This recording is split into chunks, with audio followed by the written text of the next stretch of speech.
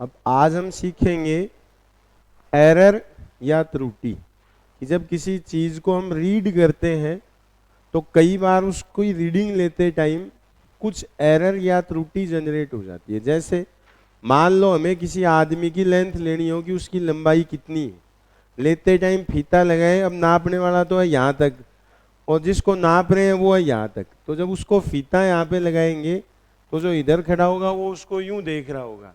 अब देखते टाइम हो सकता है कि उसको एक दो डंडी ऊपर नीचे दिख जाए। मान लो किसी की साइज थी 170 सेंटीमीटर, अब जो नापने वाला है उसकी साइज है 120, तो कितना सेंटीमीटर ऊपर है सामने वाला? 50। तो ये तय है कि जब तक स्केल सामने नहीं आएगी सही रीडिंग तो नहीं आएगी।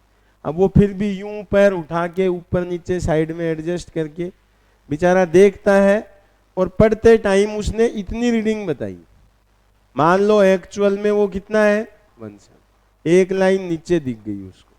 या हो सकता है इसने जानबूझ के भी इतना बताया हो कि 1 सेंटीमीटर से क्या होता है, ऊपर नीचे चलता है इतना, तो जूता पहन रखा होगा इसने। फिर भी जब किसी वैल्यू की रीडिंग हम लेते हैं तो उसमें कुछ एरर जनरेट होता है। ये तो है प्रैक्टिकल चीज। जब पेपर में सवाल आता है तो वो ऐसे प्रैक्टिकल नहीं आएगा कि आप किसी की लेंथ फीते से नाप रहे हो, आपने एक डंडा ऊपर देख लिया तो बताओ रीडिंग कितनी आएगी। पेपर में सवाल कैसे आता है, देखो आज का टॉपिक हम स्टार्ट करेंगे एरर या त्रुटि। 3 तरह के सवाल हम इसमें करेंगे। अगर तीनों को याद रखते हो तो उत्तर गलत आपका पेपर में नहीं है। पहला चीज है, मान लो कोई फॉर्मूला है a is equals to x की power y l power m z की पावर n। कोई फॉर्मूला इस तरह से दिया हुआ है। अब इसमें कुछ भी हो सकता है, पावर हो सकती है, टेम्परेचर हो सकता है, लेंथ, डायमेंशन, कोई भी चीज दी हुई हो। मान लो 3 चीजें हैं। इसका मतलब यह है कि जो a है ये x के साथ में बदलता है, l के साथ में बदलता है और z के साथ में बदलता है। जब भी चेंज नोटिस करना हो तो सबसे पहले लॉग लिए जाते हैं। क्या लिए जाएंगे? लॉग। तो taking log of both sides, दोनों साइड से हम इसका क्या ले लेंगे? लॉग ले लेते हैं। तो क्या आएगा? Log a is equals to log x की power y l power m z की पावर n। किसी को दिक्कत है कुछ? अब लॉग का रूल ये है कि अगर लॉग में 2 चीजें डिवाइड की हुई हो तो उनको माइनस में लिख देते हैं। लॉग का रूल ये है, लॉग a अपॉन b, इसको लिखते हैं log a minus log b। तो इसको क्या लिखेंगे? log a is equals to log x y l m minus log z की पावर। ठीक है। आगे log में अगर 2 चीजें मल्टीप्लाई की हुई हो तो उनको ऐड कर देते हैं। तो इसको लिख सकते हैं log x की power y plus log l की power m minus log z n। ठीक है। log का तीसरा रूल ये है कि अगर किसी वैल्यू की पावर दी हुई हो तो उसको बाहर ले आते हैं। तो इसको लिखेंगे y log x plus m log l minus n log z। यहां हमने क्या काम में लिया है? log a इंटू b हो तो इसको लिखेंगे log a plus log b, और अगर log a की पावर b हो तो इसको लिखेंगे b log a। कोई दिक्कत यहां तक? अब याद हो तो log x का डिफरेंशिएशन होता है 1 अपॉन x। क्या होता है? 1 अपॉन x। तो इसका पूरे का पार्शियल डिफरेंशिएशन करेंगे। पार्शियल डिफरेंशिएशन या आंशिक अवकलन तब किए जाते हैं जब हमें यह पता नहीं होगी किसके रिलेटिव डिफरेंशिएशन। तो log a का 1 अपॉन a और फिर a का करेंगे तो आएगा dA बराबर y log x का 1 अपॉन x और ऊपर आएगा dx। यहां m log l का 1 अपॉन l, l का dl minus n log z का z 1 अपॉन z और ये आएगा dz। हम ये देख सकते हैं कि जितना चेंज x में आ रहा है उसको किससे मल्टीप्लाई करना है, y से। जितना चेंज l में आ रहा है उसको किससे मल्टीप्लाई करना है, m से। और जितना चेंज z में आ रहा है उसको किससे मल्टीप्लाई करना है, n से। हम ये कह सकते हैं कि जितना चेंज आप x में लाओगे उसको किससे मल्टीप्लाई करना है, y से। जितना चेंज l में लाओगे उसको किससे मल्टीप्लाई करना है, m से। जितना चेंज z में लाओगे उसको किससे मल्टीप्लाई करना है, n। याद ये रखना है इस फॉर्मूले में और एरर में सिर्फ इतना चेंज है। यहां माइनस भी आता है, लेकिन जब एरर या त्रुटि नापे जाते हैं तो कभी माइनस काम में नहीं आता। क्या काम में नहीं आता है, माइनस। इससे याद ये रखना है कि जैसे लिखा हो a is equals to x की पावर y, l की पावर m, z की पावर n, और हमें एरर नापना हो टोटल, तो सीधा फॉर्मूला क्या है, delta a is equals to, इसको लिखेंगे y डेल्टा x। जितना चेंज x में आए उसको किससे मल्टीप्लाई कर लेंगे, y से, प्लस m डेल्टा l। जितना चेंज l में आए उसको किससे मल्टीप्लाई कर देंगे, m से। और जितना चेंज n में आए, n डेल्टा z। n है, हाँ कोई बात नहीं, माइनस नहीं लेना है। सिर्फ जो चीज याद रखनी है वो क्या, माइनस इज नॉट कंसीडर्ड। याद रखोगे। असल में फॉर्मूला क्या था कि delta a upon a is equals to y delta x upon x, m delta l upon l, n delta z upon z। Reality का फॉर्मूला तो है ये। कुछ क्वेश्चन इससे सोल्व किए जाएंगे, कुछ क्वेश्चन इससे सोल्व किए जाएंगे। जब एग्जाम का थोड़ा सा लेवल बढ़ाना होता है तब तो ये पूछा जाता है, और जब सिर्फ चेक करना हो कि इनको एरर आता है या नहीं आता है तो इससे उत्तर दे दिया जाता है। जैसे मैं सवाल देता हूं आपको सामने,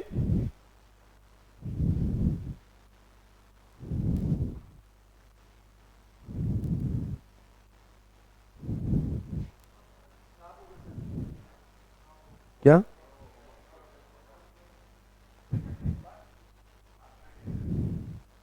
ज्यादा सेंसिटिव है। देखो मान लो क्वेश्चन है, एक इक्वेशन हम पढ़ते हैं, F is equals to gm1m2 upon R square. सुना है ऐसा, जिसको न्यूटन्स ग्रेविटेशनल लॉ बोलते हैं। मान लो सवाल दे दिया, if error in mass is 2% and error in radius और distance is 4%, find error in F। यदि द्रव्यमान पढ़ने में त्रुटि 2% हो व दूरी पढ़ने में त्रुटि 4% हो तो F में त्रुटि है। कंसेप्ट ये है, सीधा पावर से मल्टीप्लाई करना है। ये आएगा m में कितना है, 2% है, पावर कितनी दे रखी है इसकी 1, तो आएगा 1 into 2 plus 1 into 2 plus 2 into 4। देखो इसकी पावर कितनी है, इसको इसके चेंज से, इसको इसके चेंज से, इसको इसके चेंज से, तो टोटल करोगे तो क्या आएगा 12%। समझ में आ गई बात। जितनी भी पावर हो उनको मल्टीप्लाई कर दें तो उत्तर आता है। आमतौर पे अपनी एग्जाम में इतना भी सवाल नहीं आएगा। अपनी एग्जाम में डायरेक्ट सवाल क्या आएगा, if a is equals to x की पावर y, z की पावर l, m की power n, if error in x y z is 1 to 3%, then find error in A. जो मैंने आपको शुरू में कहा था कि एरर के ऊपर 3 सवाल करेंगे, उसमें से पहले है इस तरह के। फॉर्मूला लिख दिया, दे क्या रहा है, x में जो एरर है वो कितना परसेंट है, 1% है, y में है वो कितना है, 2% है, और z में कितना दे रखा है, 3%। तो डायरेक्ट निकालेंगे तो क्या लिखेंगे, delta a is equals to, change करते जाओ, y into 1 plus l into 2 plus n into 3, तो उत्तर आ जाएगा y plus 2l plus 3n। हमारी एग्जाम में अब यहां पावर दी हुई नहीं है, कितनी थी, उल्टा लिख दिया कि हमने, ये x, इसको लिखना चाहिए z और इसको लिखना चाहिए m। इन तीनों के एरर गिवन है और नेट पूछ रखा है, तो सिर्फ किससे मल्टीप्लाई करते जाएंगे, पावर से, जितनी भी दी हुई हो वो लगा दे। समझ में आ गया। सबसे कॉमन सवाल जो इस फॉर्मूले से आता है वो एक पेंडुलम नाम की चीज हम पढ़ते हैं, जिसका फॉर्मूला है t is equals to 2 pi root l upon G. 99% cases में हमारी एग्जाम में इसी का सवाल आता है। क्या आएगा सवाल, if error in length is 2% and error in g is 3%, find error in t। देखो पावर क्या लगी हुई है, ऊपर रूट लगा हुआ है, तो हम इसको यूं लिख सकते हैं, t is equals to 2 pi l by G, और पावर कितना है इसके ऊपर, हाफ, तो चेंज आएगा हाफ इंटू l में कितना है 2 प्लस हाफ इंटू जी में कितना है, ये आएगा 1, ये आएगा 1.5, तो नेट उत्तर दे दिया जाएगा 2.5। हमने शुरुआत में जो बात की थी कि एरर या त्रुटि पे 3 तरह के सवाल होते हैं। फर्स्ट टाइप का क्वेश्चन ये है, कोई प्रॉब्लम है इसमें, सीधा क्या करना होता है, पावर से मल्टीप्लाई कर देंगे, जितनी भी पावर दी हुई हो सीधी वैल्यू रखते जाओ, मल्टीप्लाई करते जाओ, उत्तर मिल जाएगा। दूसरे टाइप का सवाल आता है इसमें, जैसे हम एक फॉर्मूला पढ़ते हैं v is equals to I R, सुना है, ये लो v is equals to I R. If v is equals to 10 plus minus 2, i is equals to 5 plus minus 1.2, find r। देखो अब इतना सबको पता है कि v is equals to I R होता है, और r लेना हो तो कितना करेंगे, v अपॉन आई, तो ये तो कितना आएगा, ये लो 10 अपॉन 5 इज इक्वल्स टू 2। यहां तक की फिजिक्स सबको आती है। उत्तर दिक्कत कब करता है, जब r इज इक्वल्स टू लिखा होगा 2 प्लस माइनस, और यहां क्या लिखे, तो एक फॉर्मूला याद करो, अभी हमने इस तरह का लिखा था, इसको लिख देंगे delta r upon r is equals to delta v upon v plus delta I upon I. आया था अभी स्टार्टिंग में ऐसा, ऊपर चेंज नीचे खुद, पावर सबकी एक है।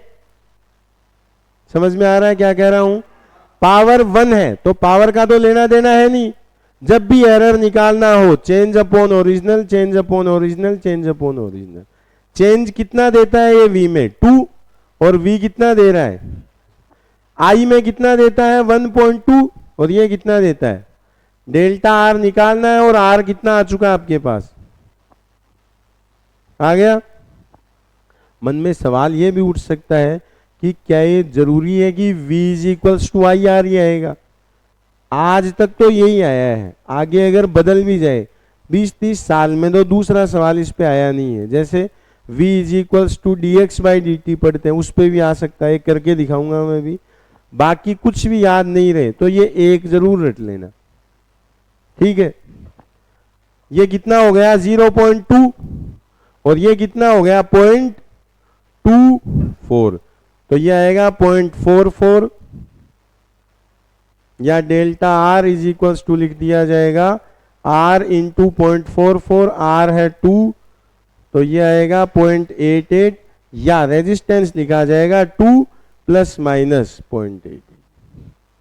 दो तरह के सवाल, पहले मैंने क्या बताया, डायरेक्ट पावर से मल्टीप्लाई करेंगे, कर सकते हो।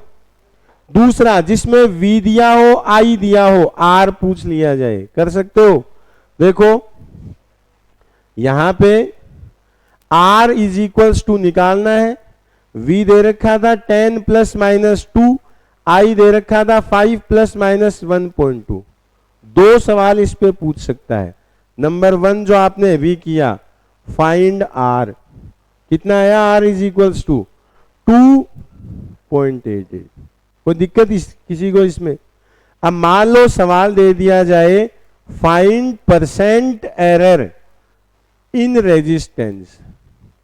जब भी फिजिक्स के, मैथ्स के किसी सवाल में आपको परसेंट एरर निकालना हो तो परसेंट का फॉर्मूला होता है चेंज अपॉन ओरिजिनल इनटू 100। क्या होता है? जब भी फिजिक्स में परसेंट निकालना हो तो ये सिर्फ एरर के लिए नहीं है, कहीं भी आ सकता है। फॉर्मूला क्या है?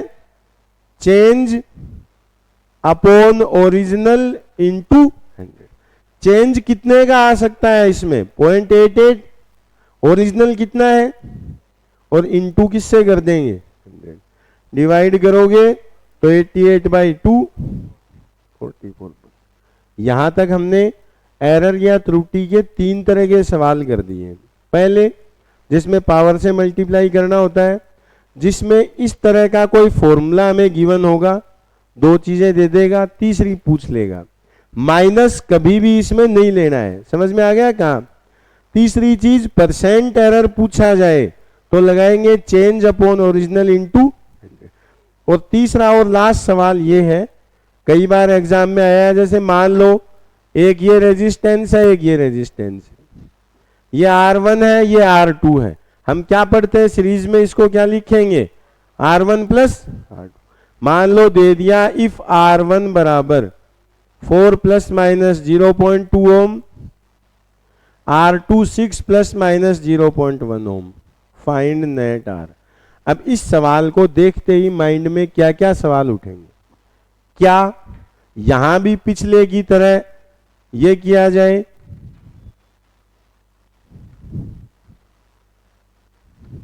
क्या ये सब किया जाए? तो इसका उत्तर है नहीं। ऐसे में ऐसा कुछ नहीं करना है। जब फॉर्मूला ऑलरेडी 2 चीजों के जोड़ में दिया जाए, जैसे ये दे रखा है, तो ये सारा ज्ञान साइड में करेंगे, सीधा लिखेंगे R इज इक्वल्स टू, जोड़ो इसको, कितना होता है? Plus minus 0.2। हर चीज में ज्ञान नहीं लगाना है। कुछ चीजें ऐसी भी होगी जो सीधी कर देनी है। रेजिस्टेंस दे दिया, मान लो सवाल दे रखा है कि हमारे पास 2 स्पेयर हैं, गोले हैं, एक का वॉल्यूम 10 लीटर है, दूसरे का 20 है, दोनों को एक साथ मिला दिया तो बताओ क्या होगा? मान लो ये 2 स्पेयर हैं, इसका है 4 प्लस माइनस 0.1, ये है 6 प्लस माइनस 0.6। बताओ वी नेट कितना होगा? दोनों को जोड़ दें तो ज्ञान नहीं लगाना है, ज्ञान वहीं लगाना है जहां जरूरत हो। जब सीधा जुड़ता हो ना, तो एक गिलास में 2 लीटर दूध है, एक में 4 लीटर है, दोनों को एक जगह कर दिया तो कितना होगा? एक में 2, एक में 4 है, 6 हो गया सीधा। उसमें ज्ञान के उसमें नहीं जाना है, गहराई में। सीधा 2 और 4 6, या इसको लिख देंगे 10 प्लस माइनस 0.7। ये थी त्रुटि या एरर। आज तक तो इस पे यही 3 तरह के सवाल आए हैं। फॉर्मूला देके पावर से मल्टीप्लाई करवा लेता है, या दूसरा जिसमें v बराबर आई आर या v बराबर x अपॉन टी, इस तरह का फॉर्मूला काम में आता है। और तीसरा जिसमें चेक ये किया जाता है कि आप सही में ज्ञानी हो या आप ज्ञान की गहराइयों में जा चुके हो, ये दे देगा। अब जो सही में याद रखेगा वो तो सीधा कर देगा, और जो गहराई में उतर चुका होगा वो इस पे चला जाएगा। ये गलत है, सीधा करेंगे, उत्तर निकाल देंगे। कोई दिक्कत है किसी को? अगले लेक्चर में हम स्टार्ट करेंगे सेमीकंडक्टर डिवाइसेस, ठोस एवं अर्धचालक युक्तियां। ठीक है?